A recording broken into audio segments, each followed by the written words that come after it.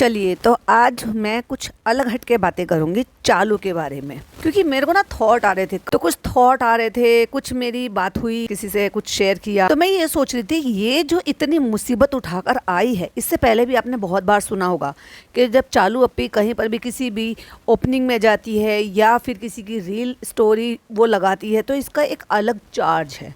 वो मैं क्यों बता रही हूँ, क्योंकि ये मैंने पर्सनली एक्सपीरियंस किया है, या यूँ कह लो कि अपने कानों से मैंने सुना है। क्यों सुना है, कब सुना है, कैसे सुना है, क्या बोला है, वो भी मैं बताऊंगी। सब्र करो, रुको जरा, सब्र करो। तो पॉडकास्ट थोड़ा सा मजेदार होने वाला है और एकदम डिफरेंट होने वाला है, तो प्लीज लाइक शेयर सब्सक्राइब जरूर से कर लेना और हाइप भी दे देना। तो चलिए शुरू से शुरू करते हैं कि मुझे क्या थॉट आए और मैं क्या शेयर करूंगी। Hi friends, welcome back to my channel. Channel में न्यू है तो चैनल को सब्सक्राइब कर लें और साथ ही साथ बेल आइकन प्रेस कर दें, जिससे कि हमारे आने वाली वीडियो की नोटिफिकेशन आपको पहले ही मिल जाए। तो जैसे कि आपको पता है कि ये एग्जीबिशन में जाती है, तो वहाँ पर क्या होता है कि जो एग्जीबिशन में बहुत सारे जो लोग छोटे छोटे अपने स्टॉल लगाते हैं, जो स्मॉल बिजनेस करते हैं, मेल भी होते हैं उनमें और फीमेल्स ज़्यादा होती हैं, उनको ज़्यादा प्रेफर करती है। और अगर आप देखोगे तो ये जिस तरह की एग्जीबिशंस में जाती है ना, वहाँ ज़्यादातर नकाबी हिजाबी औरतें होती हैं जो घर से थोड़ा छोटा मोटा अपना बिजनेस करती हैं।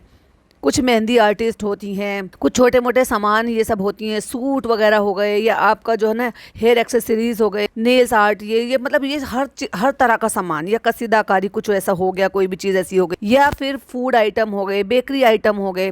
तो इस तरीके से जो छोटे मोटे बिजनेस होते हैं वो सब करते हैं, तो वो मिलकर इस तरह का से ऑर्गेनाइज करते हैं और ऐसे काइंड ऑफ एक एग्जीबिशन टाइप का कुछ लगा लेते हैं हॉल लेकर। तो उसमें सबका जो है ना हिस्सेदारी होती है, सब अपने अपनी तरफ का जो भी है वो पेमेंट करते हैं, जो कि टोटल पेमेंट होता है। टोटल पेमेंट मतलब उसमें आपका जो गेस्ट आ रहा है जिसकी वजह से आपको हाइप मिलेगा, तो वो भी इंक्लूडेड होता है, प्लस सम टाइम उसके आने जाने का खर्चा भी उसमें इंक्लूडेड होता है, प्लस उस जगह का भी, एरिया का भी डिपेंड करता है। और उसके आने की वजह से जो भी सेलिब्रिटी है उसके आने की वजह से जो रश आता है, जो भीड़ आती है, जो लोग आते हैं, उससे उनको बिजनेस मिलता है। तो ये इस तरीके से काम करते हैं। तो ये जो अभी जो जिसके यहाँ पे ये गए हैं, रुमाइज़ा, मैं नाम ले लूँगी, कोई ऐसी दिक्कत वाली बात नहीं है।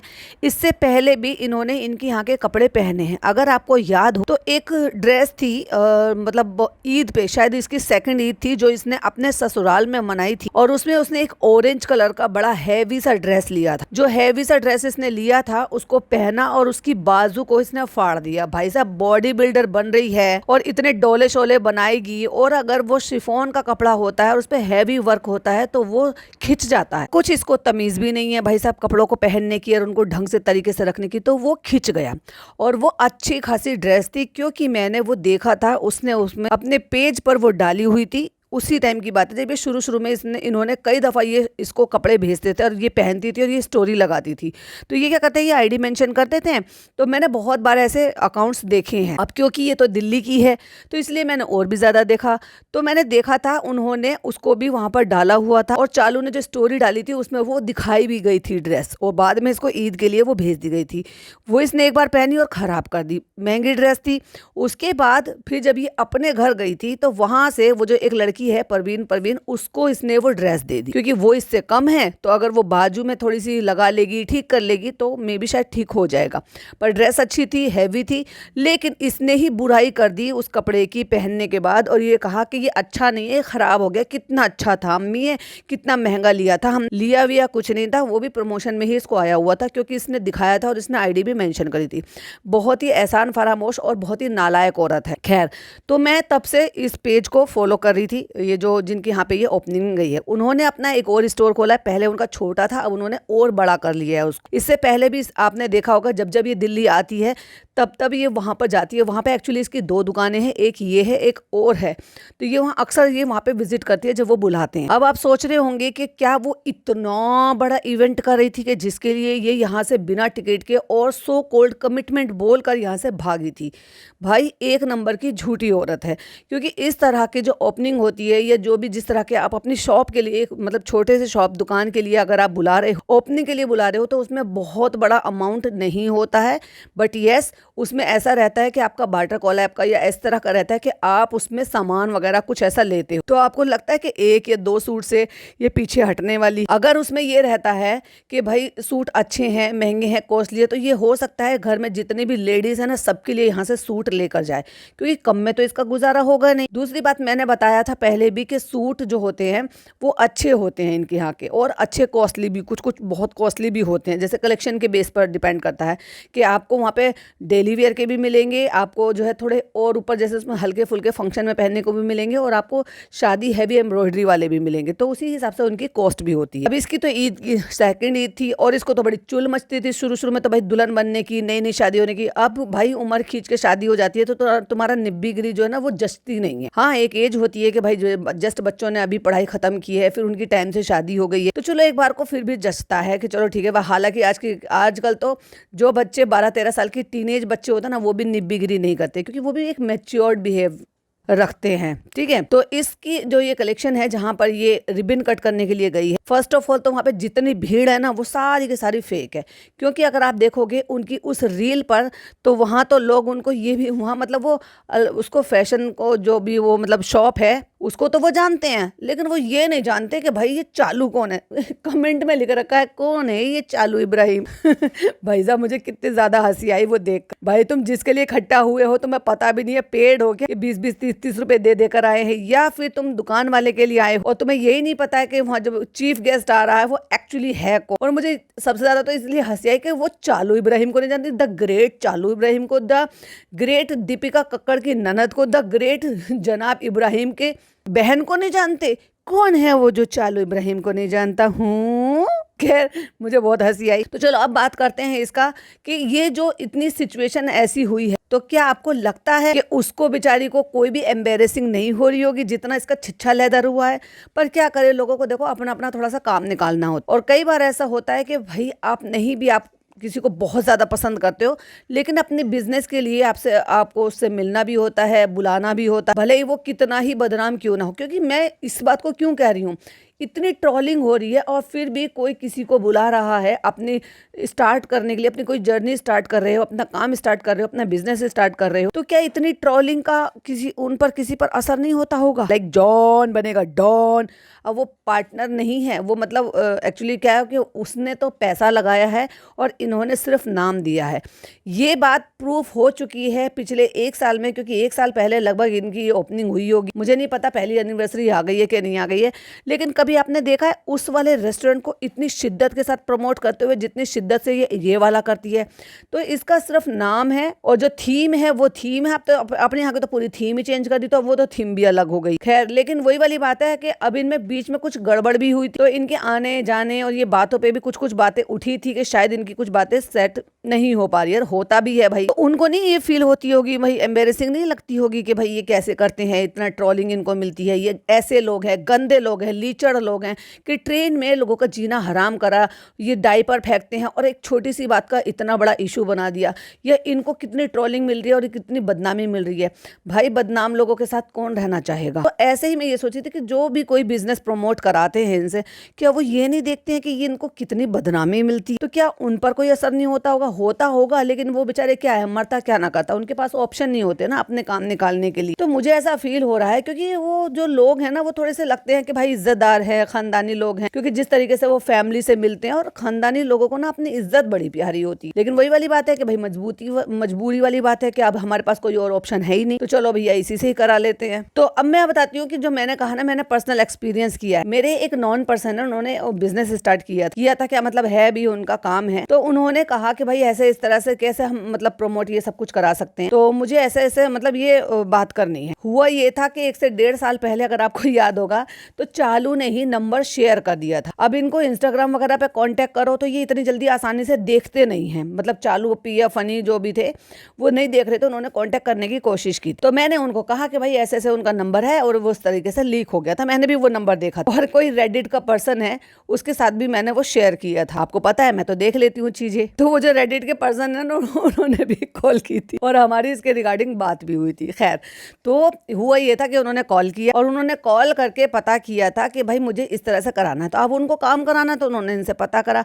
भाई साहब इन्होंने इतने ज़्यादा पैसे बताए और बार्गेनिंग करने को बिल्कुल भी रेडी नहीं थे। और वो कौन था बंदा, ये फनी, जिसको ना आता है ना पता है, लेकिन नहीं भाई साहब जबान इतनी खोलता है, मैं कहती हूँ ना जब भी मुंह खोलता है ना हमेशा चालू का बंटाधार ही करता। तो इन्होंने बहुत ज्यादा कॉस्टली बताया, उनका नया नया बिजनेस था, तो भाई उसने बताया ही इतना महंगा था कि वो फिर पीछे हट गए। तो इन्होंने क्या बताया, इन्होंने 1 लाख रुपए बताए। जब उन्होंने कहा कि भाई 1 लाख रुपए तो मेरे लिए बहुत ज्यादा कॉस्टली, आप थोड़ा कम कर लो, तो ये पैसा वगैरह बहुत महंगा मुंह खोल कर मांगते हैं और ये बिल्कुल भी एडजस्ट नहीं करते। जितना ये इतना बड़ा हो हल्ला शोर मचाती है ना कि फ्रेंड्स हम तो बहुत हेल्प कर देते हैं, जिनके स्मॉल बिजनेस होते हैं हम उनको ऐसे स्टोरी लगा के हेल्प कर देते हैं, हम ये कर देते हैं बिना पैसे के। तो भाई ये बिना रिश्वत दिए तो ये अपनी माँ के लिए भी कुछ नहीं करती है, मतलब उनसे भी कुछ नहीं। अगर उनसे कंटेंट लेती है तो उनको रिश्वत में बदले में खाना पीना घूमना फिरना सूट और पहले गोल्ड के आइटम दिया करती थी। क्योंकि पहले इसकी मम्मी को कुछ ज्यादा ही लालच था, नया नया पैसा आना शुरू हुआ था, तो भैया हवाएं जो ना जरा ज्यादा ही हवा में उड़ रहे थे और आंख चकाचौंध हो चुकी थी। उसको कहते हैं ना आंखें चार हो जाना या आंखें चकाचौंध हो जाना। तो ये क्या करती थी कि इसने ये सोचा कि चलो भाई भाभी तो अपना घर का खर्चा चला ही रहे हैं, मैं जो अर्निंग कर रही हूँ अगर मैं नहीं करूंगी तो अम्मी मुझे कंटेंट नहीं देंगी, छोटे बच्चों से कितना ही कंटेंट निकाल लेगी। तो हालांकि बराबर का यूज करती थी क्योंकि पिज्जा से तो भाई साहब ये अपने से भी ज्यादा काम कर, खुद तो खैर करती नहीं थी, काम चोटी, आज भी काम चोटी है, लेकिन ये अम्मी को शामिल रखने के लिए, अम्मी से काम लेने के लिए, अम्मी काम चोर तो पहले से ही थी भाई, आज भी काम नहीं करती हैं वो ढंग से, तो उनसे काम लेने के लिए कि वो कुछ रेसिपी बनाओ या कुछ ऐसी चीज दिखाओ जिससे कि हम दिखा सके लोगों को, कुकिंग व्लॉग्स भी बना सके, तो ये पटा के करती थी। अब भाई जब जिसको लालच हो तुम उसका वो लालच पूरा कर दोगे तो फिर तो इंसान कर ही लेगा। उनको कोई बेटी से कोई प्यार ना आज है ना पहले था, कभी भी नहीं था। इवन बहुत पहले की बात है, स्टार्टिंग की बात है, जब इनका ये शुरू हुआ ही हुआ था तब भी लोग कई बार ऐसे होता था कि रेडिट पर आकर पोस्ट करते थे और वो बताते थे कि इनके घर से बहुत लड़ाई झगड़ों की आवाज आती है, ये बहुत चिल्लम चिल्ली करते हैं और ये जितने शांत स्वभाव की है, मीठी आवाज में बोलने की कोशिश करती है, निब्बीगिरी करने की कोशिश करती है, रियल में इसकी वॉइस ऐसी है ही नहीं, ये बहुत लड़ाई झगड़े करते हैं, माँ बेटे बहुत लड़ाई झगड़े करते हैं। कि तो चलो रेडिट पे तो किसी ने भी आके पोस्ट करा तो खैर लोग ज्यादा उस पर ट्रस्ट नहीं करते, बट यस अगर उनका खुद का ही भाई इस बात को अपने ही व्लॉग में बोलेगा कि भाई ये लड़ाई झगड़ा करते हैं, इनके बहुत झगड़े होते हैं, या उसके पापा ही बातों बातों में कह देते थे कि ये बहुत लड़ाई झगड़ा करते हैं, और फिर उसकी वजह से जब उनके पापा को प्रॉब्लम हुई थी तो जनाब ने उनको ऊपर रख लिया, जस्ट बिकॉज किस लिए, क्योंकि ये दोनों माँ बेटी ने घर को भिंडी बाजार बनाकर रखते थे, आपस में भी नहीं बनती थी इनकी और कई दफा झगड़े हो जाते थे। वो तो ये व्लॉग पे मतलब ज्यादा स्वीट बनते, खैर तो ये माँ को भी सारी चीजें देती थी, उनको बुलाती थी, तो शुरुआत में गोल्ड आइटम देती थी, आज की डेट में तो एक नोज पिन तक नहीं देती। देख लो आप, नोटिस कर लो। अब नोज पिन तो छोड़ो, गोल्ड तो खैर महंगा हो ही गया है, अब तो सूट की क्वांटिटी भी इसने कम कर दी, वो भी कम करती है, वरना जब भी कभी बाहर जाती थी एक सूट अम्मी के लिए ले आती, जब भी कभी बाहर जाती थी एक सूट अम्मी के लिए ले आती थी।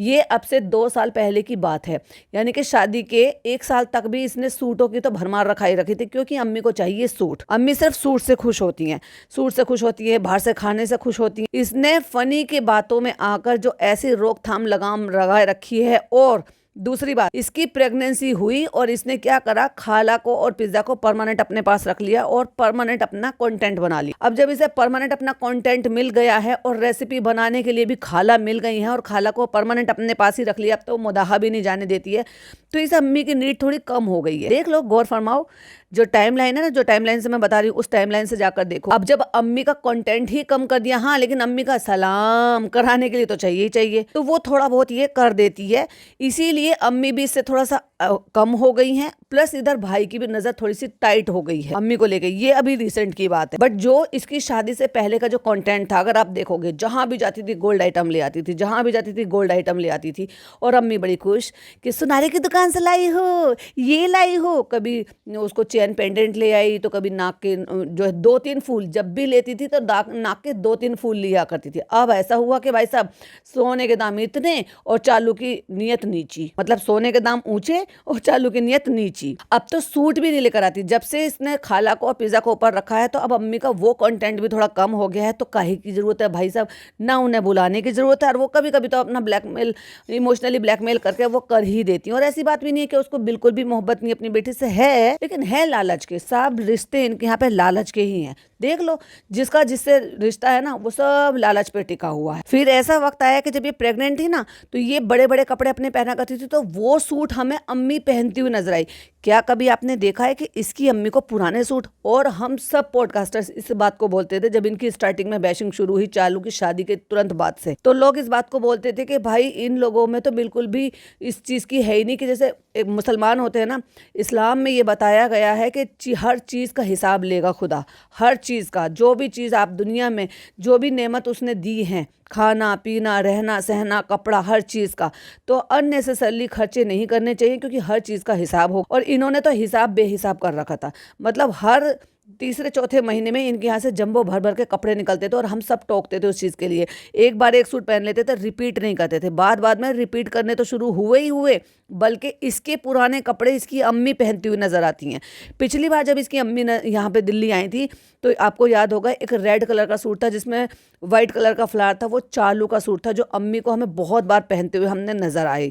और मैंने यही कहा था कि भाई अब अम्मी की ये नौबत आ गई कि अम्मी चालू अप्पी के पुराने कपड़े पहनती हैं। एक जमाना वो था कि अम्मी रिपीट नहीं करती थी सूट, और सूटों को प्रेस करके बड़े अच्छे से तय बना के अपना सेट बनाकर रखती थी। जब ये अम्मी की अलमारी खोलती, दुपट्टा ले लिया नमाज के लिए, अम्मी मना करती मेरे कपड़े मत बिगाड़, ये मत कर, तो अम्मी के पुराने कपड़ों में फिटिंग मारकर कभी पिज्जा को दे दी जाती थी, खालाओं को दिए जाते थे, उनकी काम वालियों को दिए जाते थे, मोदाहा जाते थे।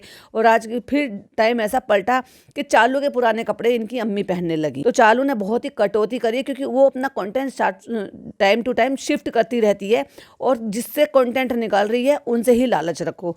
अब उसको क्या रखा है, खाला को क्या रखा है कि भाई तुम टेंशन मत लो, मैं तो इसको अपना तुम्हारी बेटी को शिफ्ट वो अपना परमानेंट उसको कहीं ना कहीं तो सेट कर ही दूंगी। उस सेटिंग के चक्कर में एक तो भाई साहब उसको पैसे मिल रहे होंगे खाला को, ऑफ कोर्स अगर वो कंटेंट दे रही है, नौकरों की तरह से रह रही है, बच्चों का भविष्य बर्बाद कर रही है, तो भैया कुछ सोच कर ही कर रही होगी।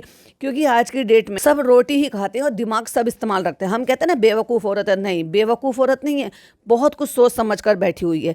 जितना हम दिखेंगे उतना हम पॉपुलर होंगे, जितना हम पॉपुलर होंगे, कल को अगर हमें खुद का कुछ करना पड़ा तो रातों रात हमारे जो है भैया जो है हमारे चैनल पे सब इतना ग्रो हो जाएगा, सब कुछ हो जाए। तो सब इंसान जो भी कर रहा है वो सोच समझ कर रहा है, क्योंकि बेवकूफ़ इस दुनिया में कोई भी नहीं। हाँ, लेकिन मैं पिज्जा की गारंटी नहीं ले सकती, वो डेफिनेटली बेवकूफ़ है। तो जैसे कि मैंने कहा था कि उन्होंने नया स्टोर ओपन किया है, थोड़ा बड़ा लिया है, हो सकता है कहीं ज़्यादा बड़ी जगह मिल गई होगी, तो उसके लिए इन्होंने सोचा कि भैया चलो इनको ही बुला लेते हैं और थोड़ी सी भीड़ इकट्ठी हो जाएगी, क्योंकि चालू जहाँ जाती है वो स्टोरी लगा देती है कि दिल्ली आ रहे हैं हम, ये आ रहे हैं। और यही हुआ भी है, कुछ इन्होंने स्टोरी अपनी तरफ से लगाई जो इनके अपने रेगुलर कस्टमर हैं, मैं बात कर रही हूँ जहाँ पे ये ओपनिंग के लिए गई है, और कुछ चालू ने स्टोरी लगाई। तो जो चालू के दिल्ली में जो भी लोग आने जाने वाले हैं, ये दिल्ली या मोदाहा के आसपास या यूपी से जहाँ पर भी लोग इसको देखते हैं, वो सब वहाँ पे भीड़ उमड़ करके आ ही जाएगी।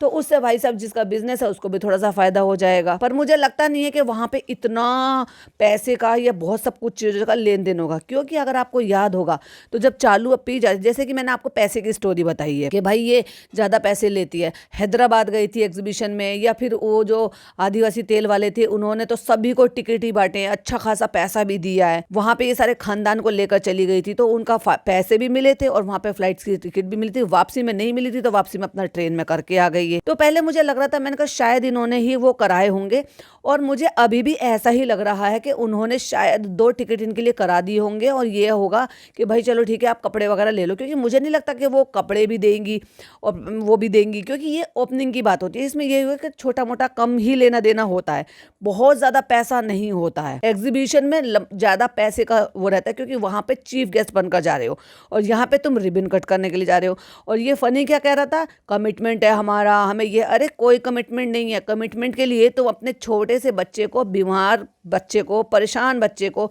तुम ऐसे लेकर जाओगे। अभी 6 महीने पहले तक, 6 महीने नहीं, अभी कुछ 1-2 महीने पहले तक ही चालू अपी ने इस बात को बोला था कि मैं कहीं नहीं जाऊंगी, 6 महीने तक तो मैं कहीं पर भी नहीं जाऊंगी, क्योंकि हैदर को बहुत परेशानी। इसने 30 घंटे का सफर कराया था एक बीमार बच्चे को, और उसकी हालत खराब कर दी थी इसने अपने इन सारी हरकतों की वजह से, कंटेंट बनाने की वजह से। अरे भाई ठीक है तुम कंटेंट क्रिएटर हो, पर तुम अपने बच्चे को तो देख लो।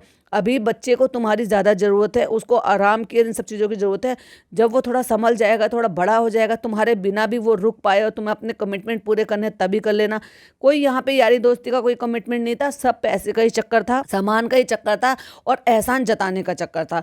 तो मे भी ये भी हो सकता है कि भाई आपने 2 टिकट इन्होंने करा दी हो और वही 2 टिकट कंफर्म हो जो इन्होंने पहले से ही करा रखी है। क्योंकि अगर आपकी टिकट, अगर आपको जब कराते हो ना, बुक कराते हो, ये तो सब आपको भी पता होगा कि आपने अगर 4 टिकट डालनी है या 5 टिकट डालनी है, तो ऐसा नहीं होता है। बहुत रेयर चांस होते हैं, या तो आप बुक ही मत करो करो, दूसरी ट्रेन देख लो, या फिर कोई और ऑप्शन देखो कि अगर आपने 6 लोगों को सफ़र करना और मिल रही है 2, तो तुम कौन से बिना पे चले जाओगे भाई? नहीं मिली तो तुम क्या करोगे? यही इन्होंने किया भी है। तो वो जो 2 टिकट इनकी हुई हैं और वो भी अलग अलग जगह पे हुई हैं, क्योंकि अगर ये साथ में करते, आप खुद सोचो, अगर ये साथ में करते तो ये एक साथ ही देखते, एक साथ मिलती कि अगर 33 34 मिल रही है तो हम करेंगे, या 40 41 मिल रही है तो हम करेंगे, एक दूसरे कंपार्टमेंट में और एक तीसरे कंपार्टमेंट में। ये कैसे पॉसिबल है? अनटिल जब तक किसी और ने आपकी टिकट ना कराई, उनको क्या ही फर्क पड़ता है? उनको तो ये था कि भाई आ रहे हैं लोग, आ जाएंगे। लेकिन उन्हें क्या पता कि ये लोग इतने गंवार हैं कि ये खुद तो आते ही नहीं है, ये 50 लोगों को साथ में लेकर चलते हैं। हो सकता है आने वाले जिनके यहाँ पे ये जा रहे थे उनको ये पता भी ना हो कि ये भेड़ को लेकर आएगी, मतलब ये झुंड में आएगी और झुंड को ही लेकर पहुंची है वहां पर। इसीलिए इतनी भसड़ इन्होंने मचाई, इतनी परेशानी उठाई और उस बच्चे को लेकर पहुंची है। बच्चे का रोना रोती रहती है, बच्चे का रोना रोती रहती है। शर्म लिहाज तो इसको बिल्कुल भी नहीं है कि इसका बच्चा वहां पे होटल की सीढ़ियों पे हाथों में घूम रहा था गंदगी में। ये मैं ऑलरेडी आपको बता चुकी हूँ। इसका बच्चा ब्यूटी ब्लेंडर को मुंह में खा रहा था जिसमें इतना सारा फाउंडेशन लगा हुआ था। शर्म इसको बिल्कुल भी नहीं आती। ना तो वो कैमरा पर्सन जो भी था, जो कैमरे पे वीडियो बना रहा था, उसको शर्म नहीं आती। उसको कैमरे में दिख नहीं रहा था कि ये बच्चा क्या कर रहा है। वो खाला बराबर में सर पे खड़ी थी, नानी बनी नैनी, उसको शर्म नहीं आ रही थी कि बच्चा क्या कर रहा है। और जो माँ महतारी उस बच्चे को गोद में लेकर बैठी हुई है, उसको शर्म नहीं आ रही थी कि बच्चा मुंह में ले रहा है तो उसको मैं हटा दूं यहाँ से। और फिर जब बच्चे को पेट में इन्फेक्शन होता है, उसकी तबीयत खराब होती है, तो फिर हाय तौबा हाय तौबा। फ्रेंड्स दुआ करो, फ्रेंड्स दुआ करो। अभी इसके बच्चे को वैक्सीन लगा था तो उसको फीवर वगैरह भी आया था।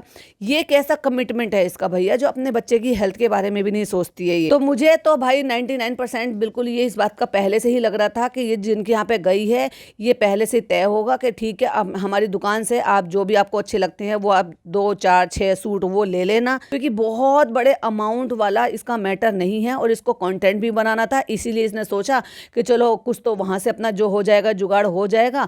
दूसरा, दिल्ली जाने के लिए हमें कंटेंट शिफ्ट करने के लिए मिल जाएगा। तीसरा, खाला को और उसको भी लटका लेते हैं तो उनको भी घुमा देंगे, एहसान जता देंगे, क्योंकि बाजा खाला और सारा आ गई मुंबई।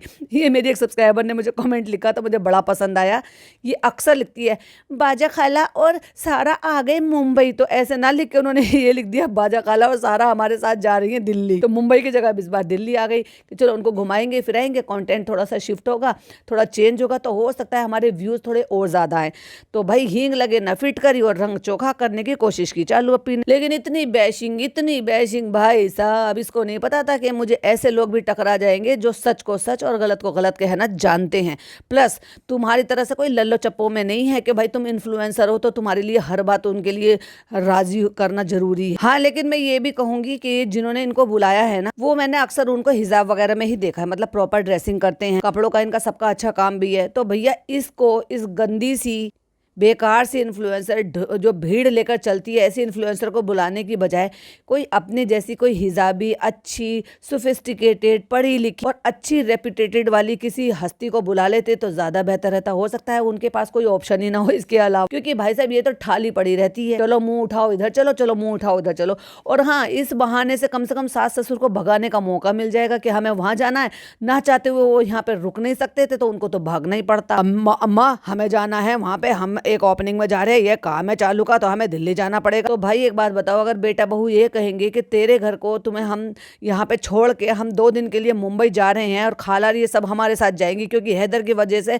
उन सबको लेके जाना पड़ेगा, तो भैया कौन सा ससुर रोकेगा? ये भी एक रीजन होगा उनका वहां से भागने का। और हो सकता है उन्होंने 4 बातें सुना भी दी हो इनको, क्योंकि वो तो पहले ही आना चाहती थी और अब ये भगाना चाहती थी। चलो पे को एंजाइटी हो जाती है, तो ये भी एक मेन रीजन होगा कि उस टाइम पर शायद उनको किसी चीज का बुरा लगा हो या फिर जो भी बातें हुई हो वो हुई हो। चालू अपी को तो आप बहुत अच्छी तरीके से जानते हो और सिंगल टाइम की भी रिकॉर्डिंग नहीं हुई कि वो कैसे गए कैसे नहीं आए, क्योंकि इसने भगाने का बहुत ही अच्छा चांस ढूंढ लिया। ये चाहती तो ये अवॉइड कर सकती थी क्योंकि इसके घर पर इसके सास ससुर आ रहे। आप एक आम इंसान हो, ठीक है, आप वर्किंग प्रोफेशनल हो, वर्किंग वुमेन हो या बिजनेस वुमेन है, कोई भी है, मैं आपको इस सिचुएशन में रखकर बताऊं, अगर ये कहूं कि भाई इस तरीके से आपके इन लॉज एक दूसरी सिटी से आपके पास सिर्फ आपकी वजह से आ रहे हैं और आप और आपके हस्बैंड ही उनको आपके घर पर छोड़कर 2 दिन के लिए कहीं और चले जाएं, तो क्या आप उस चीज को करोगे या नहीं करोगे? क्योंकि मैं सिर्फ एक जस्ट जानने के लिए बोल रही हूँ। मैं अगर उस सिचुएशन में होंगी तो मैं तो बिल्कुल नहीं जाऊंगी, ये मेरी अपनी चॉइस है। पर सबकी अपनी अपनी चॉइस भी हो सकती है, सबके अपने अपने कमिटमेंट भी हो सकते हैं। तो इसलिए मैं चाहूंगी कि आप अपने, ये बस एक एग्जाम्पल है, तो मैं एक सर्वे भी आप कह सकते हो कि इस तरीके से मैं जानना चाहूंगी कि क्या आप इस कंडीशन में काम को प्रायोरिटी देंगे या फिर मतलब अपने रिश्तों को प्रायोरिटी देंगे। भूल जाओ कि ये चालूपी की कंडीशन है। चालूपी तो खैर एक अलग ही लेवल की औरत है। तो मुझे जरूर बताइएगा कि आप उस कंडीशन में क्या करते। वैसे तो चालूपी तो टिकी ही नहीं है। जब से सास आई है, मुंह उठा के यहाँ, मुंह उठा के वहां, बारिश में भीग रही है, ये कर रही है, वो कर रही है, बच्चा बीमार है तब भी इधर उधर छोड़ छोड़ के उनको भाग ही रही है। वो भी जब जब तुम्हें पता है कि तुम्हारे इन-लॉज यहाँ पर आते हैं, स्पेशली तुम्हारी सास, उनका यहाँ पर अकेलापन लगता है, उनको आप अकेला छोड़ देते हो। तो जब उनको कंफर्ट करने के लिए अगर आपको थोड़े एफर्ट भी लेने पड़े तो आपको कम से कम लेने चाहिए। तो चालूपी तो बहुत अलग ही मिजाज की औरत है। तो मुझे जो थॉट आ रहे थे वो यही आ रहे थे कि यहाँ पे पैसे का तो जो है लेना देना, और दूसरी बात ये भी है, और इससे जुड़े हुए जो नेगेटिविटी होती है, उससे जो लोग अपना बिजनेस या जो भी कुछ काम करते हैं उनको कैसा फील होता होगा। तो ये मेरे माइंड में थॉट आ रहे थे। तो इसलिए चालू अपी वहां से, और पता क्या कहेगी कि फ्रेंड्स देखो हम वहां से ये लेकर आए, दिखाएगी ऐसे जैसे उसकी दुकान से खरीद के लेकर आई है। खरीद वरीद के कुछ नहीं लेकर आई है, ये अपनी चॉइस से पसंद करके लेकर आएगी। हैवी ड्रेस तो खुद के लिए और खुद की मेहतारी के लिए ले लेगी, और उससे कम अच्छी होगी तो फिर वो जो है ना बाजा खाला को दिला देगी, उसकी बेटी को दिला देगी, है ना, कि भाई बाद में अपना सिलवा लेना और पहन लेना। तो क्योंकि अनस्टिच भी होते हैं और स्टिच भी होते हैं उसके यहाँ पे। तो जो कॉस्ट मैंने बताई थी कि क्योंकि चालू ने पहले भी इससे पहले कपड़े पहने हैं, उनकी भी बहुत सारी रील्स होती है जिस पर वो डालते भी हैं। लोग जब रेट पूछते हैं या कोई भी, आप उनको मैसेज कर DM कर भी उनके रेट पता कर सकते हो, तो वो आपको बता देते हैं, क्योंकि भाई उनको तो सेल करना है। उससे भी रफली आइडिया ये लग रहा था कि इनके यहाँ पे किस कॉस्ट के रहते हैं। तो आप ये मानकर चलो कि 5-6 हज़ार रुपये से स्टार्ट होती है इनके यहाँ, उससे कम का सूट ही नहीं होता। 5-6 हज़ार रुपये से स्टार्ट होकर 25, 30, 35 इतने हजार रुपए तक की कॉस्ट इनके यहाँ पर होती है। और वहां पर एक दफा शादी के लिए इसको जब इसकी नई शादी हुई थी, तो किसी शादी के लिए कपड़ा चाहिए था, तब भी इसने यहाँ से लिया था। और मेरे मुंह से भी आपने कई बार सुना होगा रुमाइजा के नाम से कि यहाँ से इसने ये कपड़े लिए हैं। तो सोचो अगर ये 4-6 सूट सबके सब जितनी भी औरतें उनके लिए भी पसंद कर लेगी, तो वो उनको अपने शॉप से सूट दे देंगे पैसे की जगह पर, जो कि जिस तरीके से बार्टर कोलैब होता है। अच्छा, इनको क्या फायदा? आप लोग कहेंगे कि भाई ये तो उतने ही पैसे हो गए जितने वहां पे। तो मैं आपको बताती हूँ, क्योंकि मेरा भी काम था। तो इस तरह के जो सूट्स होते हैं ना, जो सेल सूट होते हैं, जो आप अमाउंट रखते हो या जो रेट रखते हो, वो रेट आपके अपने बेनिफिट रखने के बाद, अपना प्रॉफिट रखने के बाद आप उनको जो भी रेट है वो तय करते हो। बट जब आप उनको परचेज कर लेकर आते हो तो वो आपके बहुत ही कम होते हैं। उसमें से अगर आप उन सूटों को उसी रेट में दे रहे हो या फिर उस पर 5% या 10% का ही सिर्फ प्रॉफिट ले रहे हो, तब भी आपको उसको फायदा है। लेकिन आप सामने वाले को ये दिखा सकते हो कि ये मेरा 10,000 का सूट है, ये मेरा 15,000 रुपये का सूट है, ये मैं आपको दे रही हूँ, क्योंकि उस पर रेट तो वो उसी हिसाब से लिखे ना जो कस्टमर के हिसाब से लिख रखे हैं। तो भी इस तरीके से फायदा होता है। जैसे कि मैं भी बताती हूँ कि मैं अपने रेट किसी हिसाब से अपने सूटों के कपड़ों के रखती थी, और ये हर शॉपकीपर इसी तरीके से रखता, तो उनको फायदा हो जाता है कि आप अगर किसी को गिफ्ट कर रहे हो तो सामने वाले को तो यही पता चलेगा कि भाई ये आपका 10,000 रुपये का सूट है, 15,000 रुपये का सूट है, लेकिन आपको वो उतने का नहीं मिला है ना, तो आपको उस तरीके से तो फायदा हो गया। तो डेफिनेटली ये यहाँ से सूट लेकर जाएगी। इसके कंटेंट में हमें वो देखने को मिलेगा, और जो मेरे थॉट थे वो मैंने आपके साथ शेयर किए। कैसे लगे कमेंट में जरूर बताना, और आपके क्या थॉट है वो भी आप मुझसे कमेंट सेक्शन में रख सकते हो, शेयर कर सकते हो, या कोई और POV है तो वो भी आप मेरे साथ शेयर कर सकते हो। मैं नेक्स्ट पॉडकास्ट में वो भी कवर कर लूंगी। वीडियो पसंद आए तो लाइक शेयर कीजिएगा, चैनल पे पहली बार आए हैं तो सब्सक्राइब कीजिएगा। फिर मिलती हूँ एक नई वीडियो नई अपडेट के साथ। टिल देन बाय बाय, अल्लाह हाफिज, टेक केयर।